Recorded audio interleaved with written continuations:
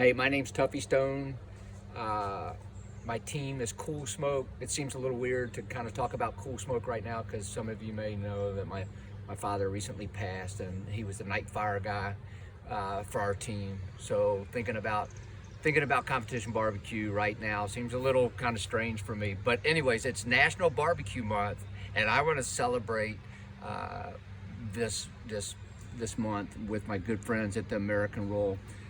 The American Roll, I say all the time, is a place where they create an opportunity for barbecue dreams to come true. Back in 2005, I won my first competition, and I was so excited because it was going to qualify us to cook at the American Roll Invitational,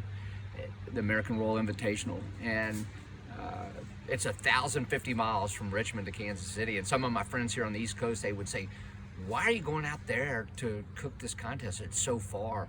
And my naive answer was, you can't win the rule if you don't cook the rule. And we drove out there and we got what they used to say, getting your feet dirty. We got a 10th place chicken call, and it was so exciting to get that beautiful ribbon. The American Roll has been really a great place for our team. I think we've been third at the American Roll Invitational 3 times. We've been fourth at the American Roll Open. 2013, we won the American Roll Invitational, and we came back in 2014 and we won the American Roll Open. The volunteers, the group of people that volunteer their time and work so hard to put on this event are just amazing. Kim Palmer and just everybody out there are just really a special group of people. They always blow me away with what they do. So anyways, I want to share just some of what I do in preparation for the American Roll and how I approach it. It's 2 contests back to back if you're in the Invitational and in the Open. It's 2 World Championships. I try and really get dialed in when I'm cooking a World Championship. It's just an opportunity to have a dream come true. So I'm going to work really hard, be super organized to make sure that I cook as well as I possibly can. The French have a term called mise en place, which is to put in place, to be organized. And I take that thinking when I prepare for the American Roll. I'm gonna have sharp knives, good wood, fresh rub, good sauce, all the tools that I need. I make lots of lists. An old friend of mine used to say, plan your work and work your plan. And so I plan my work and try really hard to execute. I got a saying, the harder I work, the luckier I get. And when I cook at the American Roll, I'm gonna work my butt off. Get to that contest with all your meat trimmed, keep it iced down. You're gonna get all your boxes for the Invitational and the Open on the same time. And I recommend going ahead and building all those boxes, garnishing all those boxes, putting them in a refrigerator or an ice chest to make sure that they stay cold. But those boxes will hold together really well for 2 days. And the last thing I can tell you that you want to do after you come back from the awards from the Invitational is build boxes for the Open. So go ahead and build all those boxes. I will tend to I'll push the tenderness a little bit for the American Roll Open, and I will sauce a little heavier. You'll have anywhere from 500 to 600 teams competing in the Open, and as you can imagine, it's a challenge to try and make sure that every one of those judges is a certified judge. So push it a little bit.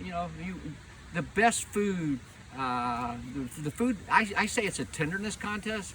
Usually, the food with the best chew is going to do better, but you need that food to eat well if it cools a little bit. So I push the tenderness a little bit, and I just go a little bit heavier with the sauce. With the Invitational, it could be anywhere from 150 to 200 teams in the Invitational, and with that one, more than likely every judge is going to be a certified judge. So I try and hit that perfect spot with the chew, and don't go too heavy with the sauce. But that's how I treat some of my nuances for the American roll. Another thing that I do, when you go to turn that box in, when you could go to the judging turn-in area, there's going to be these tables with all these bread trays all over the place. And for me, I'm kind of using my peripheral vision, and I'm trying to find a tray that just gets its fourth box down, so that I can be one of the boxes that goes on top, so that there's not a box of food resting on my meat. As far as a flavor profile goes, I want to have a taste that has a little bit of something for everybody and not too much of anything. So I'm going to have a little bit of tang, a little bit of sweet, a little bit of spice. Smoke's going to be there. So that if someone likes it tangy, it's there. If someone likes it sweet, it's there. But I am not going to make it too tangy or too spicy or too sweet. I want to have it have a high degree of likability for those judges at that table. Probably more important than anything is have fun. This is about having fun. So the more organized that we are, the more that we can do before we get there, the more fun that we're going to have. Right now, during this time of quarantine, many of us are stuck at home. So I'm taking this opportunity to light my grill more often. It's a great time to practice right now. What works in practice will work on the circuit. So I'd say, let's just use this time and light fires and cook meat and feed our families and our friends and our neighbors. I hope everybody out there is staying safe. Happy National Barbecue Month. American Roll, thank you for all that you do.